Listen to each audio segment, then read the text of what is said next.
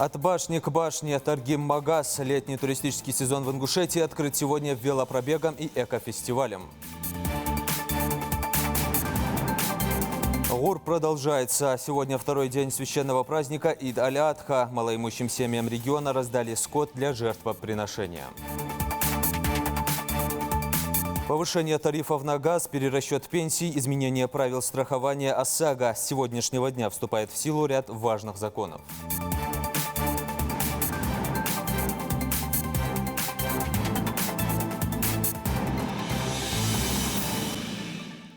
На телеканале «Ингушетия. Новости 24». Здравствуйте. 76 километров пути под девизом «Эко и вело». Летний туристический сезон в Ингушетии открыли сегодня экофестивалем и велопоходом. Под символичным названием «От башни к башне» Таргим-Магаз велопробег стартовал у средневекового башенного комплекса и финишировал у башни Согласия в столице. Слово Харуну Аздоеву. Стартует гонка ровно в полдень живописной горной местности Таргима. Культурно-спортивное мероприятие приурочено к 250-летию добровольного вхождения Ингушетии в состав России. Велопробег в первую очередь нацелен привлечь внимание широкой общественности к возрождению традиций массового велоспорта и формирования здорового образа жизни в регионе. Принять участие вызвались более полусотни спортсменов-любителей, среди которых настоящие фанаты. Александр Вяткин преодолел на своем двухколесном транспорте расстояние в 250 километров от Пятигорска до Ингушетии, чтобы присоединиться к акции. В прошлом велогонщик достаточно успешно показывал свое мастерство, исполняя райдерские трюки.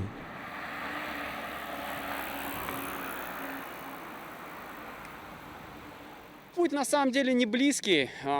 Получается, первый день я доехал до города Нальчик, второй день до Владикавказа, и вот третий день я, получается, уже приехал сюда, в город Магаз, где стал участником такого интересного события. То есть вот 1,5 дня в пути, и ты на месте. Я думаю, что здесь есть ребята, которые тоже очень круто катаются. В конце концов, у нас здесь не соревнования, то есть, и, наверное, задача стоит все-таки другая: популяризировать туризм, здоровый образ жизни. Этот велопроект сложно назвать гонкой, так как призовые места не предусмотрены, а само мероприятие скорее носит характер велопрогулки, хотя азарт и конкуренцию никто не исключает. Протяженность маршрута 75 километров по дорогам региона. Этот путь велосипедисты должны преодолеть за 5 часов. Финишный маяк на площади Алания у 100-метровой башни. Среди участников нет профессионалов. Это врачи, банкиры, работники госучреждений и предприниматели. И всех их объединяет одно – стремление привлечь как можно больше людей к здоровому образу жизни и заодно протестировать свои собственные силы в этом марафоне. Самая главная цель – это спортивный интерес. Попробовать свои силы, посмотреть, как это. Потому что я катался на велосипеде, но это уже равнинной местности, по городу там. А вот посмотреть в условиях, в горных условиях, получится ли у меня проехать весь маршрут, как это. Вот, и вот вся моя цель – это просто спортивный интерес, попробовать себя. Есть там большие протяженные подъемы, 4 километра есть, например, где в Сурхахи заезжаешь, поэтому будет сложно, но мы легких путей не ищем. Впечатляет не только масштаб велогонки, но и сами гоночные средства передвижения. Здесь можно встретить самые разные варианты. От собранных своими руками до самых лучших технически оснащенных велосипедов. Руководство региона поддерживает мероприятия, которые способствуют эффективной пропаганде здорового образа жизни, развитию туризма в Ингушетии и патриотизма. По заявлению авторов проекта, результат превзошел их самые смелые ожидания и теперь имеет все шансы стать традиционно ежегодным. Мы рассчитывали на 30-40 человек, но имеется в виду, что согласятся. В заявках было уже около 60, даже больше людей. Приехало около 50 людей, так что наш план даже немного перевыполнен, чему мы и рады, в принципе, очень. Доехавшие до финиша участники получают сертификаты, а самое главное – незабываемые эмоции, которые надолго останутся с ними. Забегая немного вперед, уже можно с уверенностью сказать, что велоактивистам и идеологам ингушского велодвижения удалось устроить людям праздник и привлечь внимание большинства. Харун Аздоев, Ахмед Гандаров, Новости 24. А на финише велосипедистов ждал фестиваль экотуризма наедине с природой. Картины, национальные костюмы, ювелирные изделия. На площади перед башней Согласия мастера рукоделия представили уникальные предметы. Здесь же прошла и туристическая фотовыставка. Труды ремесленников оценила Тамара Хашагульгова. На главной столичной площади Алании не протолкнуться. Открытие турфеста началось весело и с размахом. Развлечения на любой вкус. Мастер-классы ремесленников и хореографов. Фотовыставка и даже полет на воздушном шаре для самых смелых. Муса Измайлов об этой ярмарке талантов узнал из соцсетей. Узнал и решил не пропускать. Впечатлений хватит надолго, признается он. Я увидел новость в Инстаграме и решил прийти, так как на такое большое мероприятие не прийти было бы неправильно. И скажу, что как я сам ремесленник, и сегодня увидел много новых работ, ярких работ. И это, конечно же, возможность обменяться опытом с самими ремесленниками, и это есть хорошо. Думаю, было бы хорошо проводить такие мероприятия почаще. Все, что душе угодно, что называется, работы на любой вкус и кошелек. Из дерева, бумаги, железа и глины. К примеру, для девушек ювелирные украшения. Наталья Кадзоева – мастер с богатым опытом и воображением. Признается, женские аксессуары ручной работы всегда расхватывают на ура. Крючок связать, макраме плести, гизги бурлигер саня, бисероплетение, цухья хамажиса, только водорожды разные, кача одержи, брелочка жив, шхамаш хосхеты же, ждахуха, штмях, а что разные хамангиши, хажили, интересно, что едется. Турфестиваль – это возможность увидеть творения, в которых отображается мировоззрение Творца, а не штрих-код, как на штампованных на конвейере изделиях. Равнодушным не останется никто. Я выставки узнала через организаторов, естественно, увидела в Инстаграм и само событие заинтересовало и решила поучаствовать как зритель. Очень насыщенная, яркая обстановка, настраивает на позитив и приятно окунуться в такую атмосферу. Приятно окунуться в нашу культуру, потому что здесь выставлены экспонаты в национальном стиле. Не только попробовать и купить, но и попытаться сделать самому, примерить на себя роль заправского ювелира или даже хореографа. Сегодня возможно все. Главное – немного усердия, и все получится. Теперь поворот сюда, смотри. Вот так сюда. Поворачивай. Нет, не туда. Есть сегодня возможности и у тех, кто хочет попробовать себя в роли взыскательных судей. Фотоконкурс с живописными видами горной Ингушетии. Как раз для таких. Проголосовать за понравившуюся работу может любой желающий, просто поставив галочку. Яха Евлоева – одна из участниц фотопроекта. Надеется, что ее фоторабота не останется без внимания. Хоть и признается, что главное все-таки участие, а не победа. Вот я представляю свою работу, где маленький мальчик держит такого же маленького барашечка, скажем так. Но мне кажется, это очень милая работа, не могу перехваливать именно свою. Мне кажется, каждая работа здесь по-своему хороша. Республиканский фестиваль экологического туризма с говорящим названием «Наедине с природой» – это финишная часть грандиозного праздника, приуроченного к открытию туристического сезона в республике. Открыть летний туристический сезон посредством сегодняшнего мероприятия. Идея была инициирована Комитетом по туризму Ингушетии, потому что мы уверены, что сегодняшний велопробег, что сегодняшнее подведение итогов фотопроекта конкурса, это станет прекрасными задатками для того, чтобы брендировать каждое открытие сезона подобными интересными проектами. Море эмоций и впечатлений. Так и полагается встречать летний туристический сезон, с открытием которого пришлось повременить из-за эпид-обстановки. Тамара Хашагульгова, Магомед Шаухалов, Новости 24. Сегодня второй день священного Ид-аль-Адха. Большинство жителей накануне уже провели обряд по закланию животного, а многие отложили этот процесс на сегодня и завтра. Ведь праздник длится 3 дня. Жителям с малым достатком раздали мелкорогатый скот по инициативе главы региона на средства Фонда национального развития Ингушетии. Более 1000 семей смогли полноценно провести важный обряд. Как это происходило в Сунже, расскажет Хава Гагиева. Именем Аллаха, милостивого и милосердного, представители 3 поколений Евлоевых вместе приступают к обряду хурба, жертвоприношению. Для самого младшего это первое заклание животного, поэтому парень внимательно следит за происходящим, а отец-дедушка объясняет все тонкости. Как признается Салман Евлоев, в прошлом году финансовые трудности не позволили семье провести хурб, как и хотелось. В этом году эту проблему взяли на себя власти региона. Дал обувь, долт, машал бус молочен, вот долт, да праздник тер. В Сунже самым важным подарком на праздник обрадовали порядка 100 семей. Евлоевы тоже в этом списке. Дедушке Тухану 93 года. Священность и смысл этого обряда он знает с детства.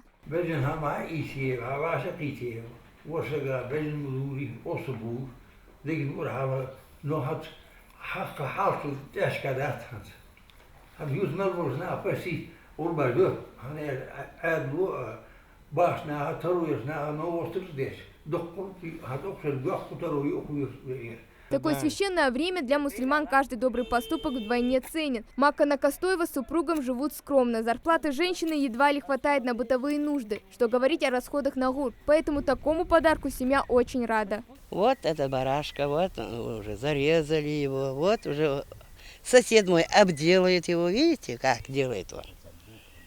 Вот.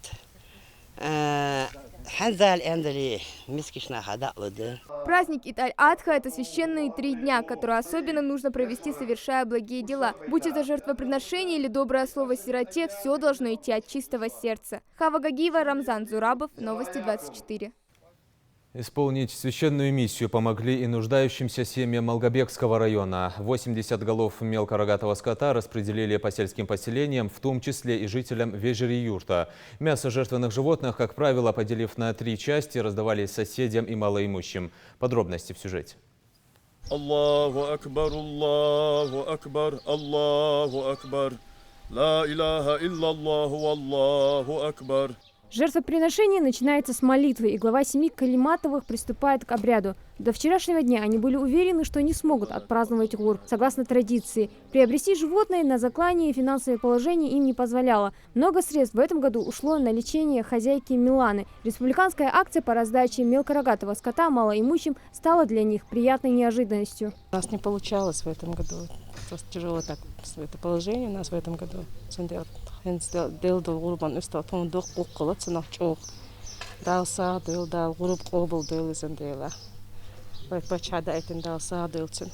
Всего в Малгобекском районе такую помощь получили 80 семей. Их еще накануне распределили по сельским поселениям. Не забыли и о жителях Вежери-Юрта. Село находится в самой крайней точке на карте Ингушетии.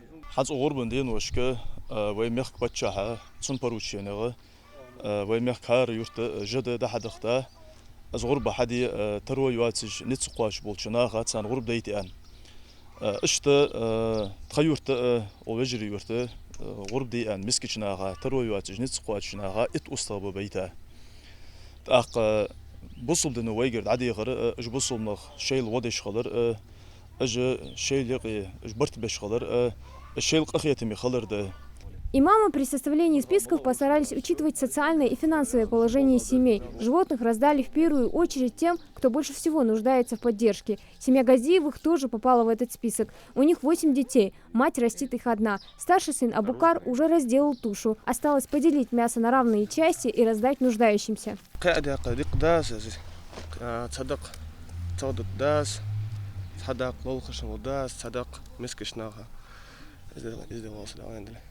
Вежери-Юрт населяет более 1000 человек, а расположено селение в северной части Малгобекского района. Поселение включено в федеральную программу «Комплексное развитие сел». Жители очень ждут преобразований. Первые шаги после визита Махмуд Али Калиматова и встречи с местными жителями уже сделаны. Так завершено строительство 12-километровой автодороги Малгобек-Вежери.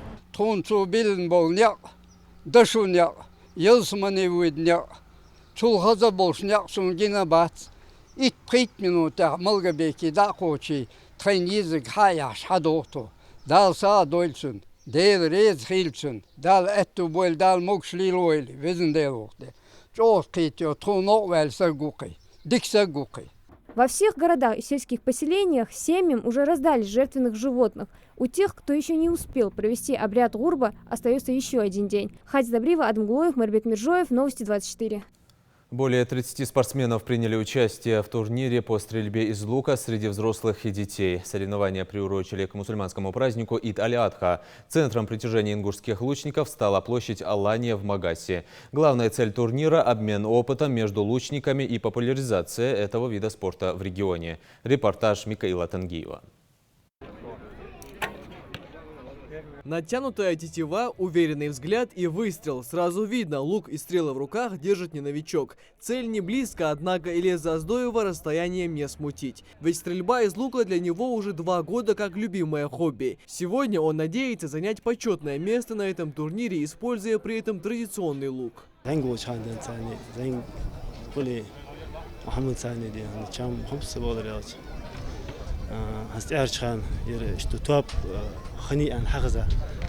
حقيقي بنوصل للغاية الثانية пока что определенно тренировку же можете ясно готовиться. Если взрослые стреляют с 30 метров, то для юниоров цель немного ближе. Магомед Амин Костоев одним из первых вызвался покорить отметку в 10 метров. Сюда он приехал из Сунжи, чтобы показать результат ежедневных тренировок. Парень полгода увлекается стрельбой из лука.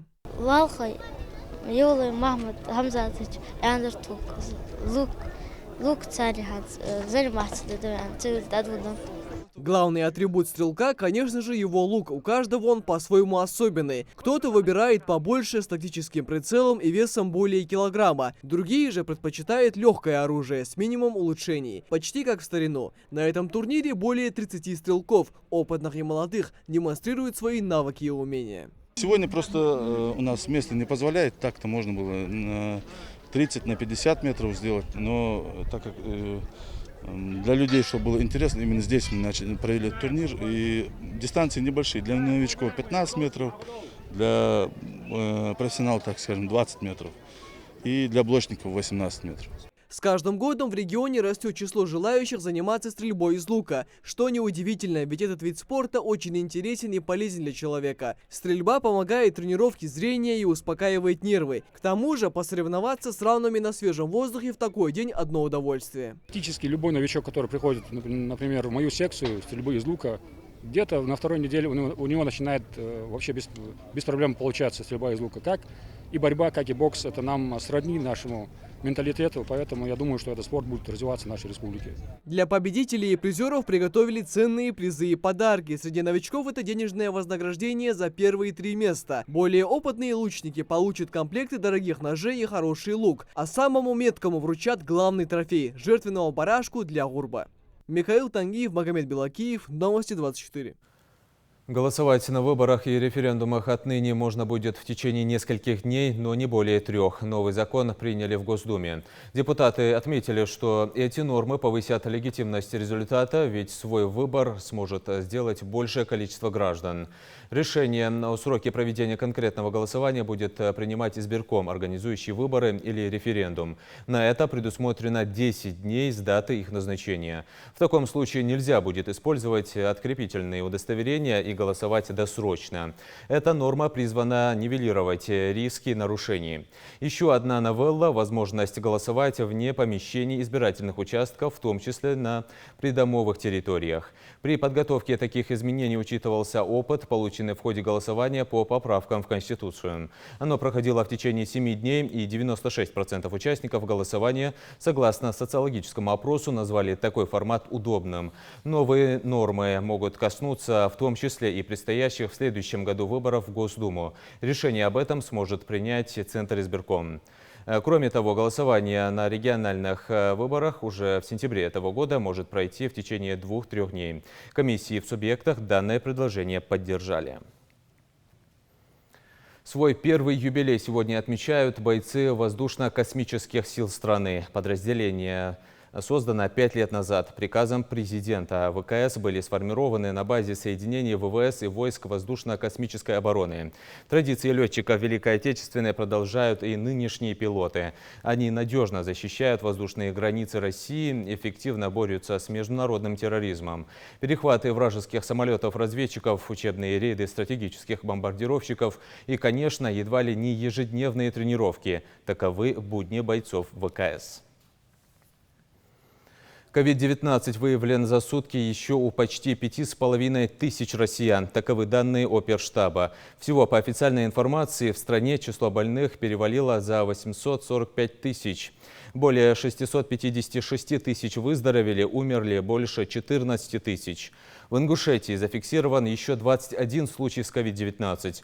Всего, по данным Оперштаба, в регионе коронавирусом болеют 3709 человек. Победили болезнь 2965. В тяжелом состоянии больше 20 пациентов, 6 из них на ИВЛ. Россиянам старше 40 лет один день в году предоставляется выходной день для прохождения диспансеризации с сохранением рабочего места и зарплаты.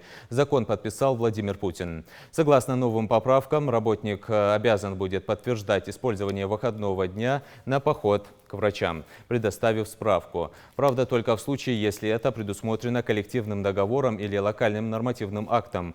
Сейчас по закону работники могут взять один оплачиваемый день для посещения врачей раз в 3 года. Люди предпенсионного и пенсионного возраста – 2 рабочих дня 1 раз в год. Повышение тарифов на газ, перерасчет пенсии для части пожилых россиян, очередные изменения правил страхования ОСАГО. Вот 3 основных изменения, которые ожидают нас уже с начала августа. С сегодняшнего дня вступает в силу ряд важных законов. Как изменится жизнь россиян, расскажет наш корреспондент. Повышение тарифов на газ, перерасчет пенсий для части пожилых россиян, очередные поправки правил страхования ОСАГО. Вот 3 основных изменения, которые ожидают нас с 1 августа. Пенсионный фонд делает перерасчет выплат для работающих пенсионеров, учитывая заработанные в предыдущем календарном году пенсионные баллы. Максимальная сумма, на которую может вырасти пенсия – 279 рублей. Чтобы получить такую прибавку, человеку нужно было трудиться в статусе работающего пенсионера весь прошлый год, официально зарабатывая в среднем 28 тысяч. Иностранным студентам с 5 августа не нужно будет получать разрешение на работу в России, если они трудятся в свободное от учебы время. Работодателю также не понадобится получать разрешение на привлечение иностранной рабочей силы. Послабления затрагивают иностранных граждан, которые обучаются в российских учебных заведениях на очной форме. Если такой работник прекратил обучение, работодатель будет обязан расторгнуть с ним договор.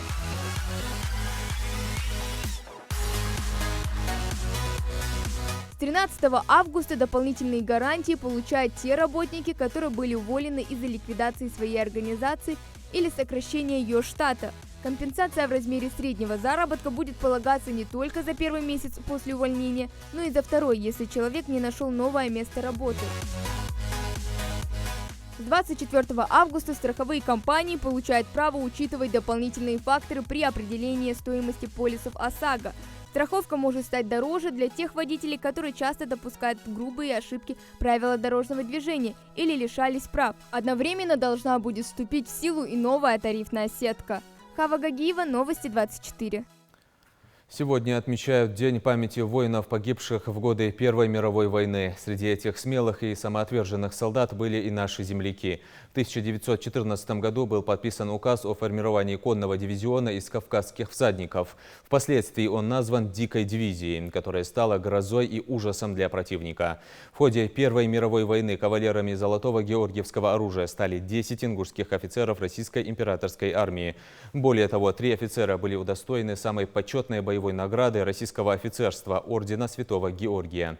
Это Итонт Укуров, Эльберт Нальгиев, Газимагомед Гатагажев, Банухо Базоркин и другие. Особенно известным полк кавказских всадников стал в ходе знаменитого Брусиловского прорыва летом 1916 года.